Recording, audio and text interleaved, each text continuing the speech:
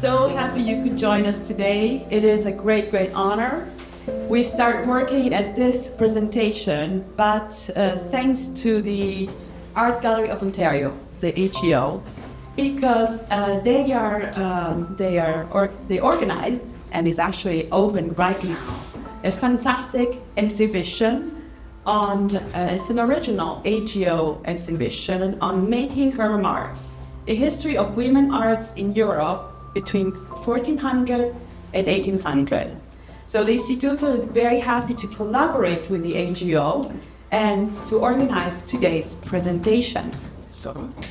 And we have with us an exceptional guest speaker. We have Professor Cristina Acidini. She's first of all one of the most renowned art historian in Italy, as well as the president of Casa Buonarroti Foundation in Firenze, and the president of the Accademia delle Arti del Disegno, also in Florence. The Dr. Acidini will present this presentation on women of the past in Italy, between art and power. Dr. Acidini will explore the different attitudes toward women in the arts in Renaissance and Baroque Italy. As an art historian, Cristina Acidini was born and graduated in Florence, worked for 35 years in the Italian Ministry of Culture, reaching high levels of responsibility, actually one of the top levels of responsibility as the chief of art museums for Florence and the Sovrintendenza di Firenze. She studied and wrote on Renaissance themes, organized exhibitions, and directed restorations. Today, she still presides over 4 very important cultural institutes in Florence and Toscana. Dr. Acidini will be joined today by Dr. Alexa Greist, curator and Art Fraser Elliott Chair at the Prints and Drawing Department of the AGO. And Dr. Alexa will join Dr. Acidini for a discussion and a Q&A session afterwards. Now, prior to joining the AGO, a few words also on our curator tonight today. In 2016, Alexa Greist held curatorial and research positions at the Philadelphia Museum of Art and the Yale University Art Gallery. She holds a PhD from the University of Pennsylvania, focused on 17th century Italian printed drawing books, and she has a master's degree on early drawings of Joseph Stella. Greist's areas of specialty is Italian Renaissance and Baroque prints and drawings. Well, thank you very much for joining us today, and please welcome Dr. Cristina Acidini.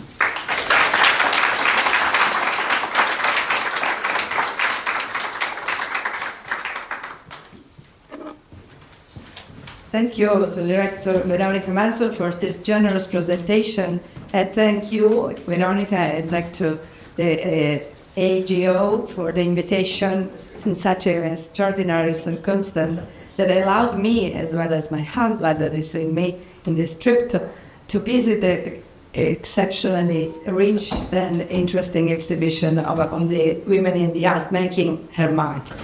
In this presentation, I selected many works of art, perhaps too many, so will forgive me for going through them rather quickly. But most of them are well known, or otherwise we can comment upon shortly. And as in the presentation title is announced, the women of the past. I don't go into contemporary arts, otherwise the scenery would be much more rich and complex. But in the past, women in the arts were relatively rare, so I focused on such a topic. Now, let me pronounce only one quote from the great poet Ludovico Ariosto, author of the Orlando Furioso, an epic poem. Le donne sono venute in eccellenza di ciascun'arte dove hanno posto pura, e qualunque alle storie abbia avvertenza ne sente ancora la fama non oscura. Se il mondo nel gran tempo è stato senza, non però sempre il mare in flusso dura, e forse ascose a loro debiti onori l'invidia, poi non sapere degli splendori. That is translated as follows: women have reached the pinnacle of authority in every art by them professed but seen, and whosoever turns the leaf of story find records of them, neither do nor being. The evil influence will be transitory if long deprived of such the world has been, and immense men and those that never knew their worth have happily digged their honors due. We are in 1528. So everything's okay for women? Not exactly. Not exactly. As Linda Lockley, a pioneer, a writer in the field of women in the arts, had to notice what was forbidden to women in order to acquire a proper skill to study. Drawing from the living model, to be deprived of this ultimate stage of training meant, in fact, to be deprived of the possibility of creating major artworks, or simply, as most of the women aspiring to be painters ultimately did, to restrict oneself to the minor fields of portraiture, genre, landscape, still life. It is rather as though a medical student were denied the opportunity to dissect or even examine the naked human body. There was a factual limit of the training for women, and only recently many women artists have been, so to say, discovered or rediscovered and put in value in quite a few exhibitions. The most recent, although not especially lucky one, was in 2021 in Palazzo Reale in Milan, and the leading image is, by the way, one of the masterpieces that you find in the exhibition in the AGO by Fede Galizio. Now, why this map? Italy was divided into different states until the unification in 1861, completed in 1870 with Rome at the Papal State. So it's interesting to examine the different attitudes that you may find in the different states throughout the centuries towards the female arts. And so this is why I decided to give funny titles to my different sections in the presentation. But let's see the major skills. Milan and Lombardy was under the influence of Spain. Florence and Tuscany were independent. Emilia-Romagna and Lazio and Umbria were under the papal power, in the Stato della Chiesa, the church. And then the large area of the islands and Naples and the surrounding were under the influence of Spain again, Vicereale. So the cultural patterns of these various states were also different. So that's perhaps part of the reasons why we find different attitudes. Now, let's start with Florence, my homeland, but unfortunately, one of the most resistant cultures against women in the arts. So that's why I call it patriarchate in Florence. Florence was the homeland of the most important art historians. We like to think of every place in the world and every century in the history, maybe not. Maybe it's only relevant in European area. That said, Giorgio Vasari was the real beginner of the history of art as we interpret it now. And he was relatively skeptical towards the women in the arts. So I start with this quote. He wrote in his life of Filippo Brunelleschi, the architect of the cathedral, of the dome of the cathedral, that many artists submitted models for the lantern. That is the apical marble temple still to be constructed after the completion of the dome. So we are in 1446. And he wrote, and finally, a lady of the house of Gaddi had the courage to compete with the one made by Filippo. So, a woman there to submit a model. Now, this is the model of Filippo, the one that I was showing. What I mean is that the women of Casa Gaddi was a woman coming from a dynasty of artists. Angelo Gaddi was the last one, before him his father, Taddeo Gaddi, and they were the real heirs to the workshop of Giotto. So they were major artists, and probably a woman of their family was not so ignorant about architecture. But that said, we don't know even the name of this woman.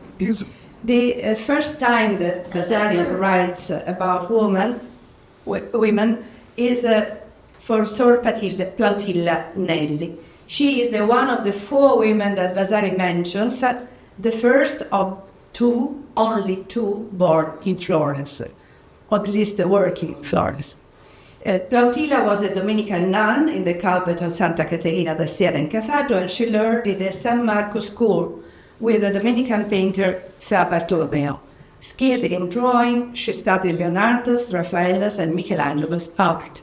And a selection of her drawings shows how she was updated and she was well informed of the new entries in the works of art. Raphael was in Florence for 4 years, and she apparently knew his drawings or works of art, and she also was aware of the Cristo della Minerva, the Minerva Christ by Michelangelo Buonarroti, a sculptor that was made in Florence, although it was afterwards sent to Rome, and probably she visited his atelier in Piedmont. So this Dominican nun was very active, although she was also prioress of her convent, so she had a very hard commitment to her order, but she was also painting, especially Dominican saints. This is Santa Caterina da Siena, and this one is Saint Dominic receiving the rosary from the hands of Maria the Virgin. And Giorgio Vasari wrote Sor Plautilla's life while she was still alive, and she was the prioress of her convent.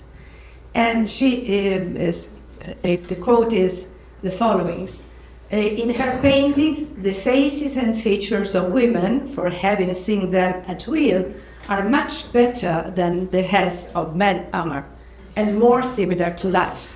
Because she had no opportunity, virtually at all, to see men and to portrait men. And the other quotation, she would have done marvelous things had she had the opportunity, as many do, to study and devote herself to drawing and portraying living and natural things. So her skills came from studying someone else's works of art. And she was especially devoted, of course, to iconography coming from Christian doctrine and contents. This is one of her Madonnas, adoring, in this case, the cup with the Christ's blood. And it's interesting what is written here that you can't read very well because it's blank on a brown background, but the inscription reads, "Non vi si pensa quanto sangue costa." And this verse comes from Dante Alighieri's Divine Comedy.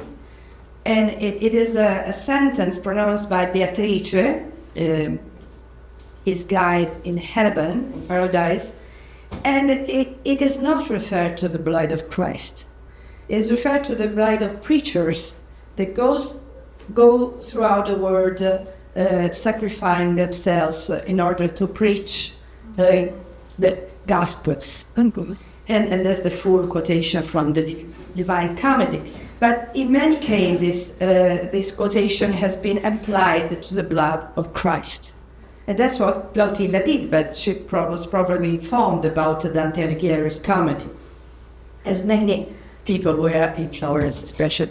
She is also a painter in the great dimension of this Annunciation, or this complex lamentation. Later on in the 19th century, Padre Vincenzo Fortunato Marchese, a Dominican writer, wrote about this sentence. It is tradition that Sister Plautilla, wanting to study the nude for the figure of Christ, would benefit from that of the deceased nun, and the other nuns joking, they used to say that Nelli, in place of a he Christs, used to paint she Christs. Because they were the only models she had access to. And this is a huge panel painting with the Last Supper in another Dominican convent, Santa Maria Novella. And that's the signature in form of a prayer on the back of the Last Supper. Sor Plautilla, orate pro pictura. Pray for the she painter. And that's a catalog of a relatively recent exhibition that was held in Florence. And that's the interesting result of a great activity that was kept alive for, I would say, 20 years on the impulse given by a great woman that I want to thank publicly here, Jane Fortune, very active in Florence, although she was based in Indianapolis, and in great alliance with the National Museum of Women in the Arts of Washington, D.C., she established in Florence a permanent center of research for taking women artists out of the shadow where they were segregated. And she also encouraged us as curators or directors of museums to do much more in order to find them, to give works of art back to them. They were virtually forgotten. And so Plautilla was especially researched for and was also much better put in value as to conservation and restoration of works of art that were absolutely necessary. Now, the other women of Florence that Giorgio Vasari mentions is this virtually unknown Lucrezia Quistelli della Mirandola, born in Mirandola, that is in Emilia-Romagna, not in Florence, but baptized in Florence in 1541 and dead in Florence many years later in 1594. This is the only work of art that we know by her is Mystic Marriage of St. Catherine, signed and dated 1576, and it's not by chance that it's in the Church of St. Mary and St. Peter in Silvano Pietra in Pavia, because she was married to Count Clemente Pietra, coming from that place. So she, in a word, she painted that larger altar piece because she was the wife of the Count of the place. Most of those women are pupil of, daughter of, spouse of, they are related to male painters, otherwise probably they wouldn't have access to the arts. So, and then Vasari, what does he mention about her? Daughter of Alfonso Quistelli della Mirandola, pupil of Alessandro Allori, wife of Count Clemente Pietra, and, by the way, mother of 8 children. So she has an exceptional personality, but we don't know so few elements of her life and her activity, but perhaps something else will come out in further research. And, by the way, the saint is certainly her husband. But in Bologna, there was much more dynamism about women in the arts. Why, you can ask, is this state of church? But it's not exactly Rome or surroundings of Rome. Bologna, as well as the rest of the region, was governed by a cardinal legato, a delegate from the cardinal, usually. And probably there were more possibilities for women to learn and to practice the arts. So I will mention 3, and 3 of these artists: Properzia de Rossi, Lavinia Fontana, Elisabetta Sirani. Artists who dedicated themselves to noble genre par excellence, the figure, the sacred stories, the profane subjects.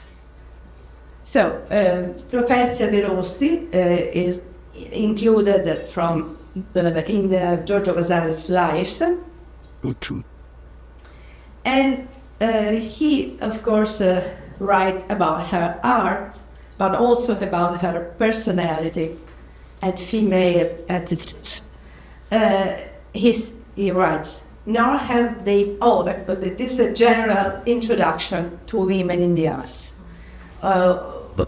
He says that women have always become most excellent examples. That said, nor have they been too proud to set themselves with their little hands so tender and so white, as if to wrest from us the palm of supremacy, to manual labors, braving the roughness of marble and the unkindly chisels, in order to attain to their desire and thereby win fame, as did in our own day Properzia de Rossi of Bologna, a young woman excellent not only in household letters, like the rest of them, but also in sciences without number, so that all the men, to say nothing of the women, were envious of her.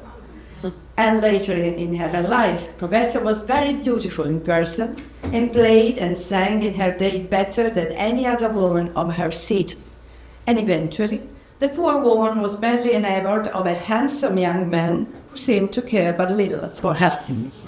Something that he wouldn't have written about men, of course, but the gossip was more interesting for the world. And now, I quote Vasari again, and because he had an intellect both capricious and very ready, she set herself to carve peach stones, which she executed so well and with such patience that they were singular and marvelous to behold, not only for the subtlety of the work, but also for the grace of the figures that she made in them and the delicacy with which they were distributed. So we own one of those precious stones. Oh, sorry. I tried to get back again, but I don't know what happens. Okay, we got it. So this is the stone, and this is the gold frame, gold enamels and precious stones frame with a pearl that was constructed around it. This is held in the treasures of the Medici house in Palazzo Pitti in Florence. So it's a sort of curiosity, sort of a rare and precious object. It's not the only one. In Bologna there is this reliquary of the Greist family with peach and apricot stones passionately carved by Properzia. But she was not only devoted to fruit stones. She was also brave enough to struggle with marble sculpture with her delicate and white hands. And so she is the author of 2 marble reliefs for the facade of the Basilica San Pietro, the most important working place for sculptures in Bologna. And she was very clever, and Pope Clement VII in Bologna for the coronation of Emperor Charles I planned to pay a visit to Properzia. But unfortunately she had died and been buried a few days before. But it's interesting to understand that a pope was curious to meet her. The other from Bologna that I want to present, and is also very well represented in the exhibition in the AGO, is Lavinia Fontana. Now, we will find many self-portraits of women artists. It's a sort of advertisement of their skills and a way to be known outside the borders of the city or of the state. And so we have this self-portrait in the Accademia di San Luca. She was 23 years old, and another very, very small but very delicate portrait in the Galleria degli Uffizi when she was 27 years old. And you may notice that she is playing in the first case and writing with models of small figures around her in the second. So the trend is to represent herself, in the case of self-portrait, as a virtuosa, skilled in many arts like music and reading and writing, learned artist. She was the daughter of Prospero Fontana, a celebrated painter of his time, so that's why probably she was introduced in the works of art. And she worked between Bologna and Rome, and she painted strong women as well, and it's pagan goddesses. So you have a Judith with Holofernes' head, which is a very common subject in the female paintings, as well as this Athena Minerva. It's a very rare subject. Minerva is not dressed and armed, not yet. She's caught at her toilet in a way, and is ready to wear her robe and to wear her impressive arms, but she's a nude. Probably Lavinia was the model for that painting. But she also painted curiosities like this one, a natural monster. She's Antonietta Gonsalvus. We know her from the ancient literature. And Gonsalvus was affected by hypertrichosis, like her father and 3 of her brothers. It is the oldest case described in Europe, and she grew up in the Queen's Court Harry II of France in Fontainebleau, and between 1580 and 1590, Petrus Gonsalvus and his family, so Antonietta as well, went on a trip to Italy, and they stayed in the court of Parma. So probably Lavinia was someone that was invited to Parma in order to paint this natural monster. But she also was well known as a portraitist for families. Is a Cozzadini family, which is in Bologna, and in a private collection you find this very impressive Bianca degli Ultimi Maselli, with 6 of her children. And Bianca died, we know it, giving birth to her 19th child. And 6 of them are here, and you see how impressive is this collective portraits. All have red hair, all wear precious fabrics or different patterns, but with the same scheme of colors, probably with an heraldic illusion. Even the dog has the same colors of the family. So it's a sort of hypnotic collective portrait, which she was very appreciated for. It's much more simple and humble in a way that Fontana family, her old siblings all together in this beautiful collective portrait. So the third Bolognese painter in Bologna is Elisabetta Sirani, daughter of the painter Giovanni Andrea Sirani, a talented assistant of the most celebrated Guido Reni. So once again, a family linked to the works of art. For once, there is an appraisal without shadows, but written by Carlo Cesare Malvasia, a prodigy of art, a glory of the female gender, a gem of Italy, a son of Europe, a virgin angel who paints like a man, indeed, better than a man. So it's something that doesn't happen so often. And she was also the first woman in Europe to run a school of painting for girls. Around this. And this is one of the most beloved paintings I know by Sirani, and it's the so-called Medici Cupid. It has a story. It was a commission from Vittoria della Rovere, married to Medici Grand Duke Ferdinand II, who wanted to give this as a present to a young couple, Cosimo, the Grand Prince Cosimo, future Grand Duke Cosimo III, and Marie Marguerite d'Orléans, a cousin to Le Roi Soleil, to Louis XVI. And it was a gift for a wedding, so it was full of good omens. That you see, there's a love who is navigating, sailing on a shell. The shell here has the same number, 6, and the same arrangement of the Medici coat of arms, with the so-called balls. And in Latin, Margherita means pearl. So there is an entire texture of allegories. and good omen. That didn't work because the marriage was blessed by 3 children, but after the third child, Marguerite flies from Tuscany, came back to Paris, and said her cousin better the cloister than the Medici court. But the subject was very lucky and beloved, so we have another version of it, the marriage omen with the torch that in the ancient rites was a symbol of marriage.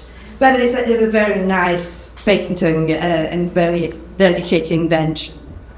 But she was also a painter who could afford the monumental dimension of the three virtues, again for a Medici member of the family, and another strong woman, Portia, enduring her tally, and that is a story from the ancient Roman literature, and then a Judith with a hollow fearless head, once again a strong woman represented during her most renowned story. And there's a fascinating self-portrait as the allegory of painting. And you see again, she has not only the instruments of the arts, of course, the colors, the pincers, but she has a laurel crown, and she has books and ink. So she presents herself as a completely cultivated woman. Now, in Venetian era, we have a mystery. Is Marietta Robusti, known as La Tintoretta. She is the daughter of the great painter Jacopo Tintoretto. You see here one of his most celebrated paintings here. And Raffaello Bordini, a Florentine historian, wrote of her, in addition to her beauty and grace, and her ability to play the harpsichord, lute, and other instruments, she paints very well and has created many beautiful works. So once again, we have a virtuosa. She knows how to play music, and she presumably was the author of these so-called self-portraits. But we're not sure that it is a self-portrait or is a portrait. And unfortunately, we don't know any other painting related to her name. So there's still much work to do. She's a character that has been at the center of literature recently, and Melania Mazzucco, a well-known author in Florence, in Italy not only, wrote 2 romances, 2 novels about the Tintoretto family, and Marietta is one of the characters. Then we have come to Lombardy. Lombardy was under Spain, but relatively independent with a sort of lieutenant of the Spanish government. And here we found the most active painter, woman painter, perhaps a sort of an entrepreneur of herself, Sofonisba Anguissola. We see her in the self-portrait. The family of Anguissola was noble but not so rich. Her father Amilcare, her father was Bianca Ponzoni, she was a noble family from Milan, and they had 7 children. Sofonisba was the first one, then 6 sisters, Elena, who became a nun, then Lucia, Europa, and Anna Maria, all paintresses, Minerva, a teacher and a writer, and 1 brother, Asdrubale, a musician. The name themselves denote how proud the family was and how high was the cultural level that they were going to interpret. Sofonisba was devoted to painting, it was the most famous. Self-portraits of her are well known. And this is perhaps the most complicated and intriguing self-portraits, because she is painting her self-portraits as painted by Bernardino Campi, who was a very celebrated painter at the time and was her master. So she portrays her master while he is portraying her. It's a complex mirror play, but that underlines her relevance. On the other hand, she was also devoted to the family, And so it's a very nice series of portraits of 3 sisters and their servant playing chess in the open air. There's their mother, and it's their father with a part of the family. And this is also a very interesting case because Sofonisba attracted the attention of Michelangelo Buonarroti, the divine and most celebrated artist in Italy at that time. And it's known for documents that Michelangelo saw her drawing of a laughing girl. And maybe it was this one, where a young girl is laughing at the attempts of the old servant to read, to learn how to read. And Michelangelo asked her to draw a crying toddler, which he thought was more difficult. And that's what she did. Sofonisba, a child beaten by a crab. He is Asdrubal, who was about 3 years old, with a sister. And as we know from a letter of Tommaso de' Cavalieri to Duke Cosimo de' Medici, Tommaso de' Cavalieri was a young friend of Michelangelo, very close to him. And Tommaso wrote to the Duke, a portrait, I sent this drawing, which is a portrait of her brother made to cry on pure and simple. Nothing. And what is also relevant about this drawing is not only the normal story that surrounds it, but also the fact that it is considered by the great art historian Roberto Longhi as a possible source of inspiration for Caravaggio.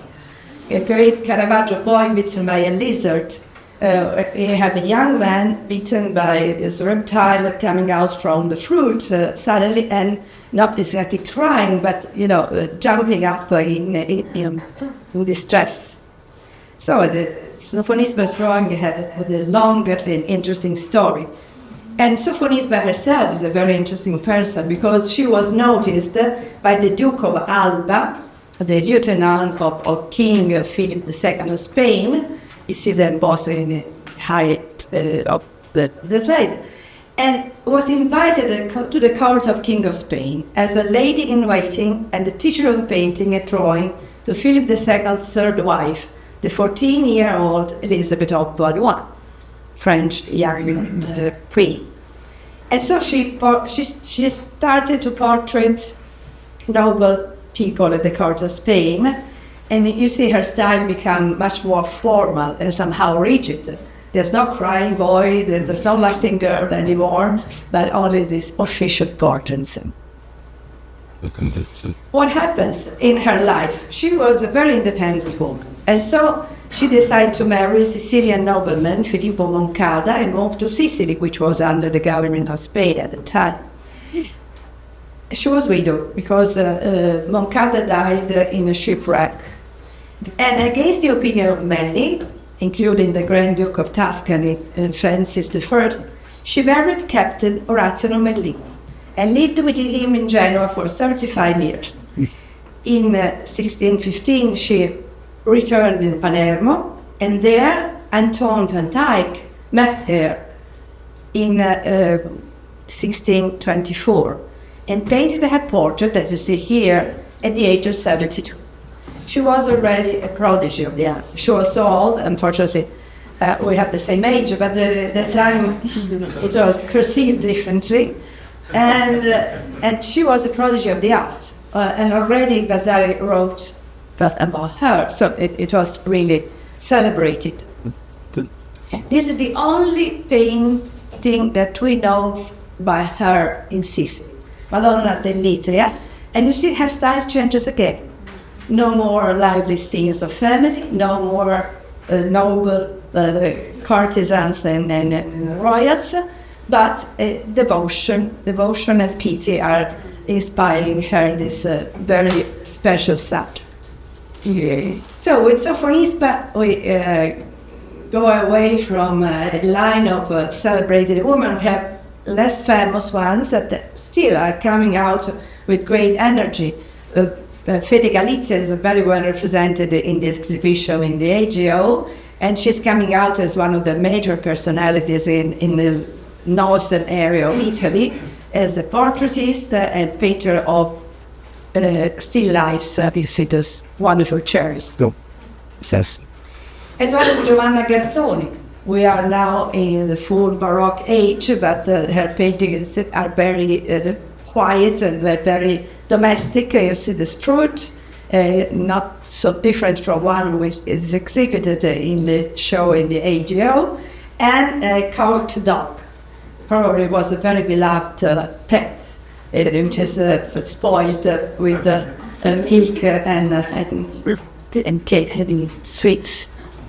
And now, Roman resilience, that's how I entitled it, goes toward the end of this talk. Artemisia Gentileschi. She was, of course, a presence that could not be ignored and underestimated. She is perhaps even too famous for the turmoils of her life. But she is a daughter to a great painter, Orazio Gentileschi, as she was in his atelier as a child, and she learned very, very soon to paint. She was only 17 when she painted this Susanna and the Elders. It is quite a subject from the Bible. And the following years, here she was 18 and she was raped by a colleague, Agostino Tassi, and she went through a terrible trial. You may be familiar with this story because it's very well known, and movies and other romances have been inspired by it. But she was very brave and showed a great resistance and resilience against what was happening, that the judges would have considered her as the guilty one. And it didn't happen, although she was tortured, and you may think that she was a painter, but her fingers were tortured. So she ran the risk not to paint anymore, but she survived, and she came out with some damages to her reputation, but still alive and still working. Awesome. Many of her paintings are self-portraits in various attires, like a lute player. Here is the paintress, and this is particularly interesting because she's working and she's looking at the mirror, probably out of the painting, and she's tired, and her hair is in disorders, it's heaved, and it's very, very lively. This one is a portrait of her by Simon Vouet, a French painter in Rome, and other self-portraits present her as Penitent Magdalene, Catherine of Alexandria, a martyr, or Cecilia, the lute player. And as the president of the Foundation Casa Buonarroti, I'm very proud that we own the first Artemisia Gentileschi's painting in Florence, because after the rape, after the trial, she was married to a poor Florentine, Piero Stiattesi, now not very famous, not very wise, but was a husband that they found. And she went with him to Florence. She entered the Accademia del Disegno, and she was one of the first women of that institution, founded by Giorgio Vasari. And she was in charge of one of the most important paintings in the ceiling of this gallery that celebrates the deeds of Michelangelo's extraordinary life and career, thanks to the patronship of his grand nephew, Michelangelo il Giovane, the young Michelangelo Jr. And she was in charge of this inclination. Inclination is an allegorical subject, is a nude woman. Now you see her draped, but the drape was painted later, 40 years later. She was nude in the art naked. And she is looking at a star, and she has a compass in her hands, a water compass. So it means the inclination of Michelangelo, the attitude of Michelangelo to go towards the arts, in spite of his father and his siblings' expectations, because he was supposed to become a teacher, a literato, maybe a writer, maybe a notary, something else, not an artist. But in spite of these obstacles, Michelangelo succeeded in following his inclination as the compass follows the polar star. So she was the only woman in all this decoration made by male painters. One of her favorite subjects is Judith, not with the head of furnace, but beheading the furnace. And you see how violent the scene is, how disgusted Judith looks in doing this hard job. Artemisia and her servant Abra with Holofernes head, and once again the same subject but in a different mood. They are looking around, suspecting that someone may detect them while they fly from the tent of Holofernes. And this subject is more rare, but more or less the same message. Jael killing Caesar, the enemy general, with a nail hammered in his head. And this is the last more devout painting by Artemisia. She moved throughout her life. From Florence, she went back to Rome, and then in London, following his father, and then in Naples. And here she painted San Gennaro, the local patron saint of Naples, in the amphitheater of Pozzuoli, performing a miracle and saving the potential martyrs from the lions. So with Artemisia, we end up with a strong woman, and certainly there's still much to do, much to research, much to discover for women in the arts, and we all are interested in knowing the progresses of such exciting research. Thank you for your attention.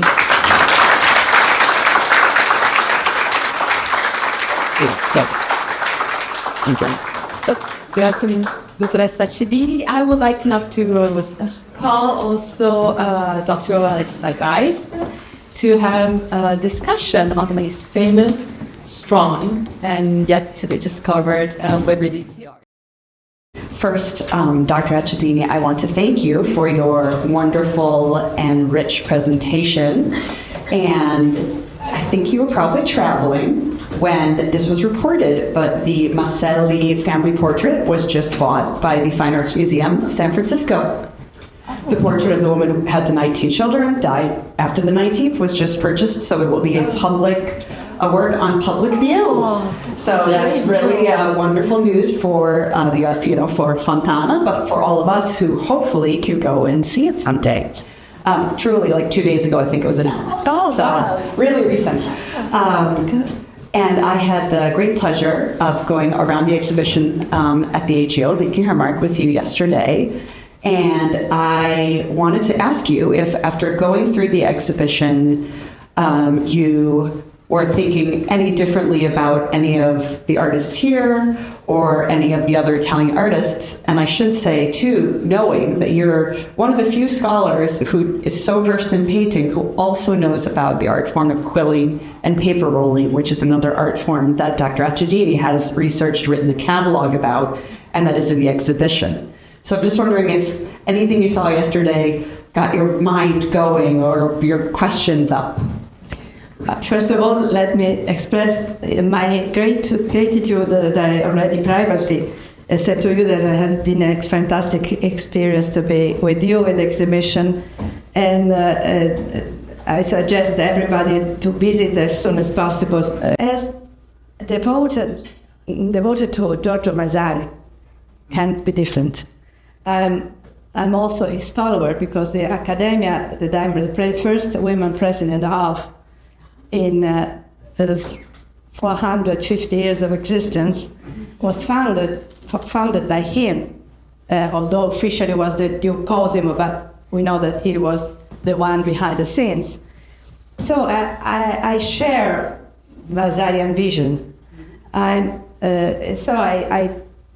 tempted to consider painting, sculpture, and architecture as not the only, but the main arts, the major arts, and the symbol I wear, the symbol of the Accademia, three garlands intertwined, is exactly this, has this meaning, architecture, painting, and sculpture. That said, the so-called decorative arts, applied arts, are a rich field and is widely and very smartly represented in your exhibition. And it expands so much the field that we are used to consider female art as being relevant and well expressed.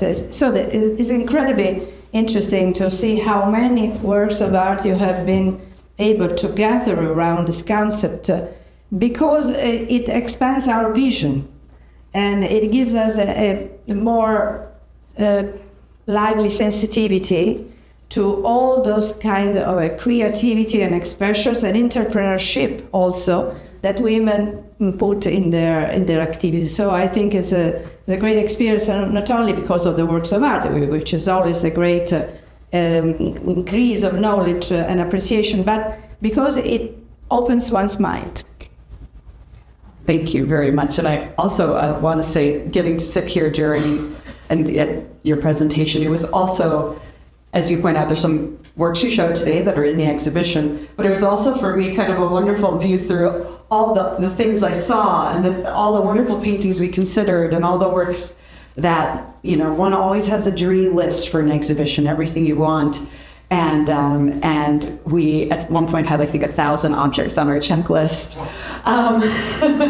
We like to have a big list. But seeing some of these paintings that can't move, could not travel because they're too fragile, or works that an institution had recently had on view. For example, the Sofonisba drawings had been on view, so they will not be allowed to travel or be on view for years and years. And so it's such a wonderful, it's a good reminder to keep thinking about all these women, as you say, who were working at this time. Even the scholars, even someone writing in the 16th century is acknowledging them, but then that they really remained hidden for so many hundreds of years, or not given the attention they deserve. They weren't always hidden. Sometimes they were hidden in plain sight. And so I just, I hope that we will continue to expand the work. As you rightly point out, Jean Fortune was so supportive and instrumental in providing it within Italy that impetus to look after women artists. And as we discussed yesterday, we sort of wanted to open it up to questions right away. I wanted to ask Dr. Acidini that one question, but we wanted to offer all of you an opportunity to ask any of your questions. I went to the exhibit yesterday, and from about I really enjoyed it. It was nice to challenge the narrative and see the presence of more opinion at this. You acknowledge the presence and importance of Giorgio Vasari, and wondering in scholarship, especially as you look at other female painters in the early modern period or the 16th century, especially the 16th century, if you found other art theorists who shed any light on female artists, in addition to Vasari and the later writer you mentioned. Well, there are other writers, but not so relevant. They may be mentioned, who come deriving from Giorgio Vasari's quote, so they're not original. What we have, as a matter of fact, we have many documents about women artists. And still, it's a challenge to find the works of art that are mentioned in those documents, or simply to reconstruct the personality of those lady painters. For example, just to give the example I know the best, in the Accademia delle Arti del Disegno, during the 17th, 18th, and 19th century, there are many, many women mentioned as inscribed, part of the Accademia. But for many of them, we don't know any work of art. So we have documents, we have sources, and we have to, to go on with the searches. That there was a lady there. I wonder if you could make a comment about Sofonisba's chess players or checkers players smiling. It seems a very rare thing to see someone portrayed with a smile. You're absolutely right. It is, so for that reason, it's considered an exception. Botticelli's Spring, Primavera, where the goddess Flora is walking with an open smile on her face. And it seems that this comes from Pliny the Elder, that describes an ancient painting with a smiling figure. But as said, coming to Sofonisba, this is part of her attention to natural emotions. This is very deeply rooted into Lombard culture, to be sensitive to nature and to represent things as they are, not idealizing totally. So being a smile or other emotions part of human life, Sofonisba represents them. And they are frequent in these family scenes, of course, where the emotions are much more soft and tender than on official portraits. There's reading books on this topic. Like when I was reading books. Oh, yes. There's a rich literature you should learn. Yes, I'm so fortunately, since starting really in the 1970s with Linda Knockwood asking the provocative question of why have there been no great women artists, which she did not believe, of course, but she's asking this question, and you can answer it different ways. There have been many exhibitions, especially in the last 10 years or so. We've really been seeing quite a few exhibitions on women artists before 1800 with resulting exhibition catalogs. I will point out most of them have either been monographic or have been limited to one country or one century, which is something that the reason why we felt we needed to do Making Her Mark. And I would also say that there are a number of publishers. Lund Humphreys, for example, is doing an entire series on women artists. They have Rosalba Carriera so far, Louisa Roldan. They have 4 or 5. I think one, did they do Fontana or Sirani? And they're commissioning scholars to focus monographically on women artists before 1800. The Getty has also published a number. So publishers are also taking note. And so we're getting more literature, thinking myself and my co-curator, I should mention Making Her Mark is a co-curated project with a curator from Baltimore named Angelique Banta. And she's about 5 years older than I am. And those of us going through university, the only people we learned about in terms of women artists in Italy, I think we only learned about Sofonisba, I believe. Mm-hmm. And we were both at progressive schools. And so it's very interesting to think, for me, that's 20 years ago, and how much has changed. And even the way that we're teaching our history today, even a survey. So there's a wonderful wealth of books starting really in the 70s, but coming in the last 20 years, really big increase. Are there perhaps books written in other languages about women artists? When you mentioned mostly publishers or English language publishers. There have been many monographs in Italian on these artists, but as we say, mainly the painters. One of the great exceptions is your exhibition catalog about paper rolling. So we're thinking about women makers and women artists more broadly.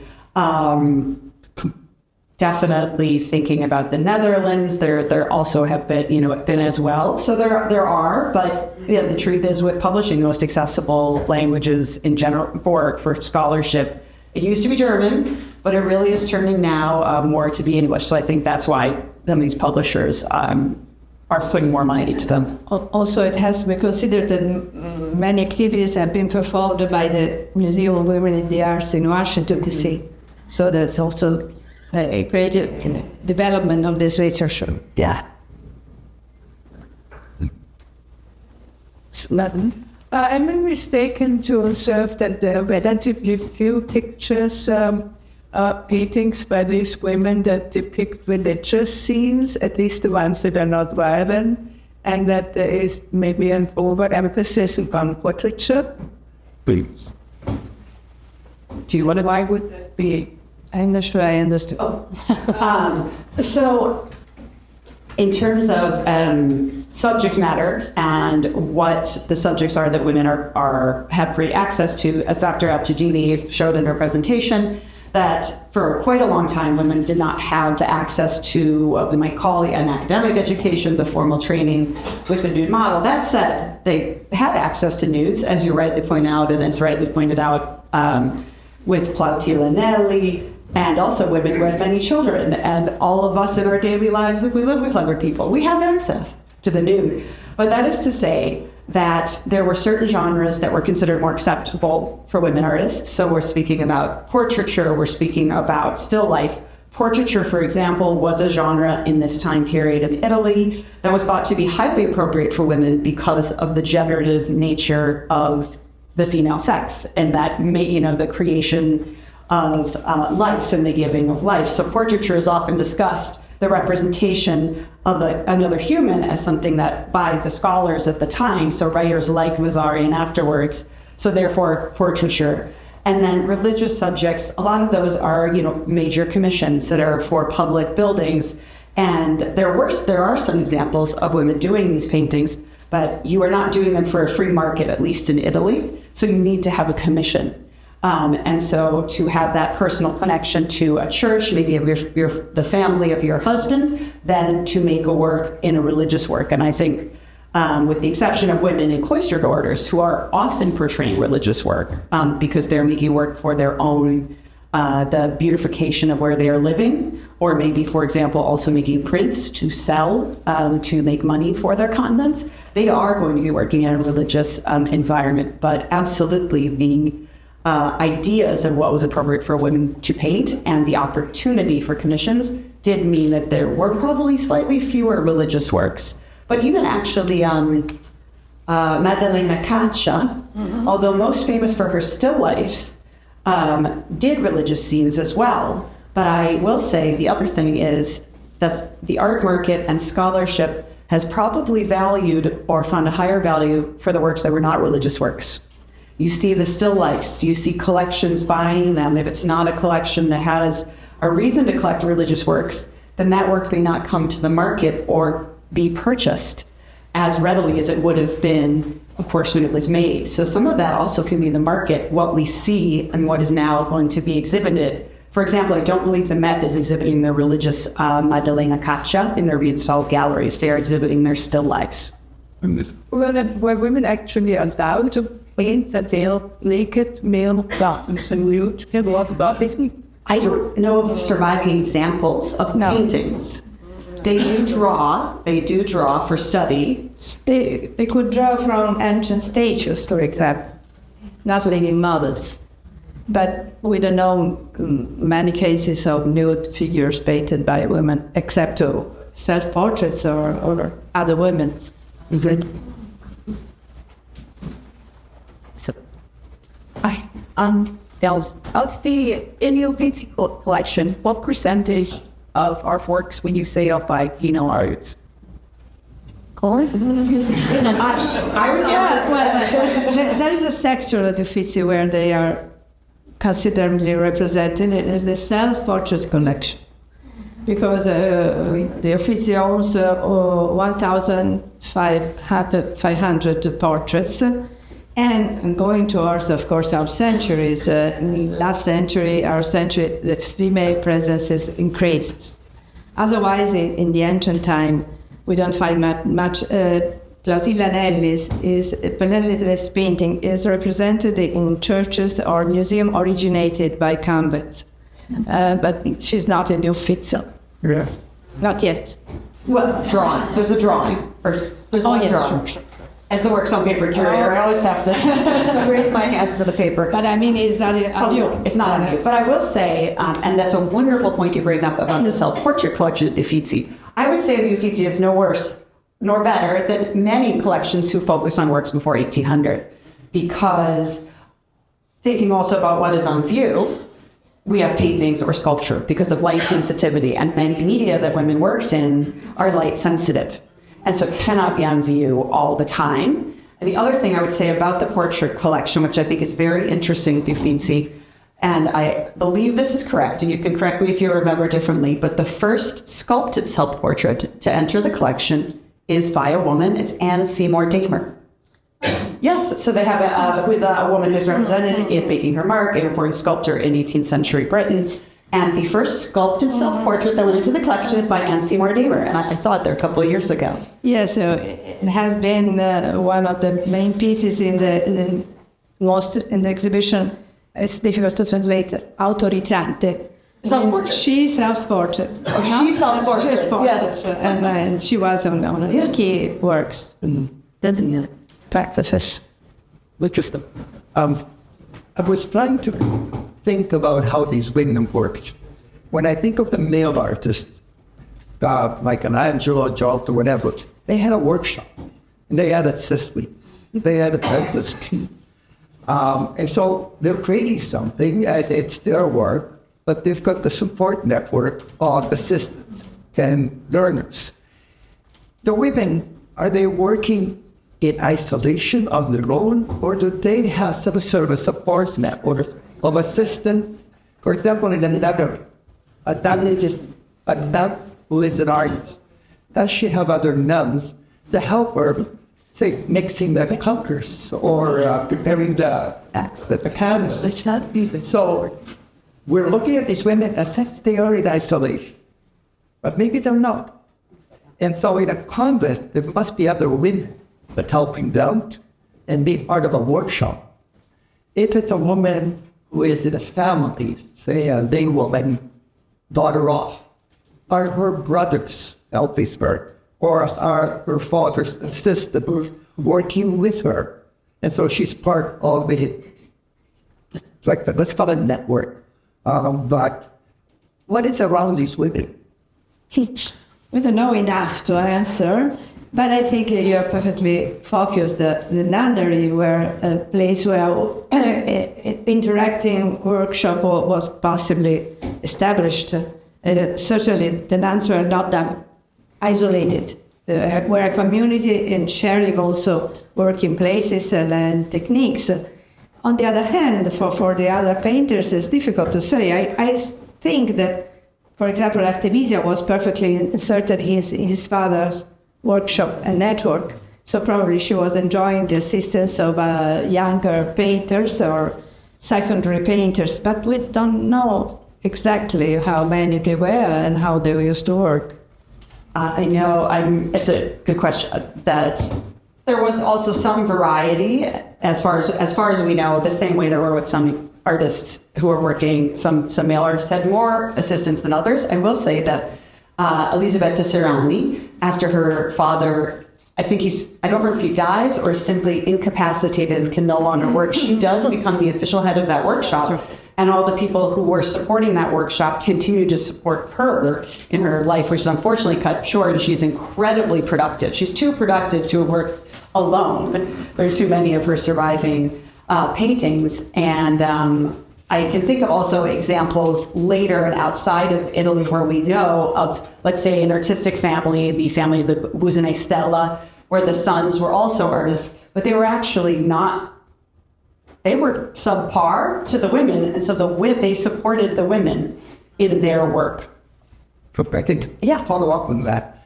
In the printing industry, we find many printers who die, their wives take over. So we find books that are published by Vidua and the widow of. And my second question was going to be whether we find that some women artists, in fact, pick up the leadership of their father or brother's workshop. And I think you just answered that. And that would be a leadership role that they had, not just as artists, but as entrepreneurs, leading a workshop. And that's fascinating. I very much look forward to seeing Making Her Mark, because one of the sections is called Entrepreneurial Women. There's also a section on widows. And this is also common in the silversmithing industries, in furniture making, absolutely in printing. We've heard of the Clicquot, that is a widow Clicquot. So the taking over, women are not allowed to begin businesses, to take out business licenses, but many are allowed to continue them. And I do know that I think it's in Britain, in the 18th century, something about like 10% of businesses were run by women in this context. So it's a reality also with different marriage ages and the hazards of life too, that the widow is a really viable, strong category of production. I also remember, and I think you can correct me if you're heard differently too, but I think it's Lavinia Fontana that in her marriage contract it was stipulated she would not have to do the household work because that her husband would be in charge of the household. because unlike the quote about how the women were doing it all, her reputation as a painter was strong enough that it was clear that although she went on to have, I believe, 8 children, she was not doing everything for the household, so she could continue to paint and to make money and to be the head of that workshop. So there are some women who it was acknowledged and accepted that they would be doing that from the beginning, which I find really just heartwarming as a working parent. Yeah, you can ask them. Okay, I'm really fascinated by Elisabetta Sirani, and in your the school of the essay, you mentioned how rare it is to see the goddess in the Nerdebag and the entrance, and also from behind. That's really quite, I would imagine that's quite bold for the time, and from the hand of a female artist. And by the way, that painting was painted in Rome because she moved to Rome as soon as her father died. There was a clause in her father's will that she would stay in the family house in Bologna with her husband until Prospero was living. After his death, immediately she went to Rome, and she was successful. And that painting was immediately acquired by Scipione Borghese, the owner of the now Galleria Borghese, one of the most splendid collections in Rome. So it was perceived as an exciting new way of painting a mythological subject officially, but it also probably had a self-portrait from behind. And thinking about signatures too in the exhibition, Fede Galizia, the wonderful Judith with the head of Holofernes, she signs it on Judith's knife. There's some really, really wonderful signatures to keep your eye out for. Thank you very much. They have.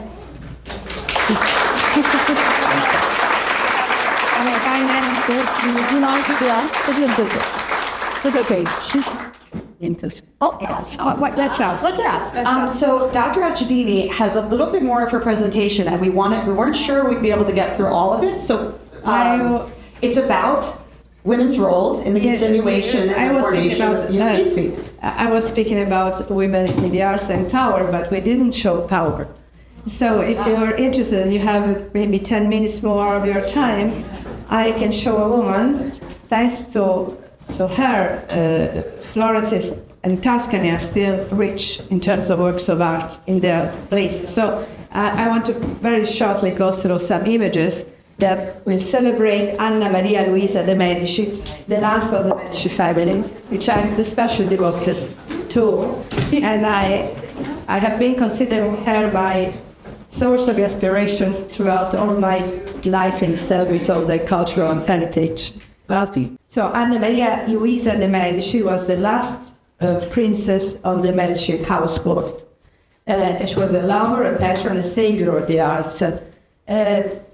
When she was already not according to our standards, but according to the time standards, rather old, she was married to a widow, where the Johann Wilhelm von der Pfalz-Neuburg, Palatine Elector in Düsseldorf. So she went away from Florence, and she stayed there 20 years, inviting artists, poets, and making Düsseldorf a very lively court. But then she was a widow. You should see her here, portrayed as the widow, and this is her dead husband. And she came back to Florence and went back to her palace, Palazzo Pitti, where her brother was dying, almost dying, because her brother was the last Medici Grand Duke, Giangastone, died without heirs, and Franz Stephen von Lothringen here was designed as successor to the dynasty. The Alexis had to manage the change of dynasty and not only that, because the Medici had an immense artistic and cultural heritage, and it was in danger because it was going to be transferred as a property of the arriving Grand Duke Francis Stephen, and to become a field of pillage, or subject to a dispersion throughout these different residences in Europe. So Anna Maria Luisa de' Medici was the last princess of the Medici household. And it was in danger because the Medici had an immense artistic and cultural heritage, and it was in danger because it was going to be transferred as a property of the arriving Grand Duke Francis Stephen, and to become a field of pillage, or subject to a dispersion throughout these different residences in Europe. And, just to show what they owned, the Palazzo Medici, the Uffizi, Donatello, Piero della Francesca, Botticelli, the masterpieces we all know, and Michelangelo's painting and sculpture, Raphael's paintings, Titian, and its precious places like the Studio and Palazzo Vecchio, the shrine of treasures in the Uffizi, the Tribuna. Well, just to mention, Caravaggio's Bacco, Caravaggio's Medusa. All those masterpieces were scattered throughout residences and villas, and were state property, as well as iconic archaeological pieces like the Chimera of Arezzo, scientific instruments of astonishing beauty, and the burial chapel of the family, with Michelangelo staged. So all this incredible heritage was in danger, because the property was supposed to pass to the following dynasty. So Anna Maria, with her counselors and advisors, of course, established an agreement, what we call Family Pact. It's a convention, technically speaking, with Franz Stephen von Lothringen in 1737. The Grand Duke, last Grand Duke, was just died. And that's one of the copies of the document that has a wonderful Article 3, where an impossible task is performed to describe all the properties of the Medici family in terms of art. It is not a full list, would have been impossible, but she lists galleries, paintings, statues, libraries, jewels, tapestries, relics, everything which is interesting and precious. We'll go to the next branches, but with express conditions. Things that are needed for the beauty of the state, the usefulness of the people, and to attract the curiosity of strangers, they will not be transported or moved outside from the capital city and the Grand Duchy. And that is the key concept.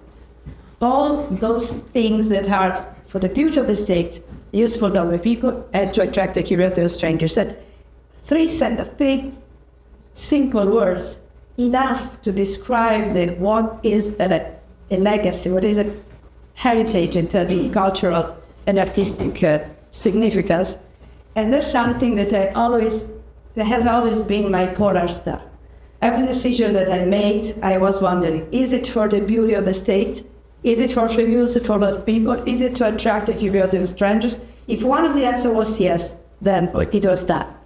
And so that's why I consider the Elettrice Palatine just my muse.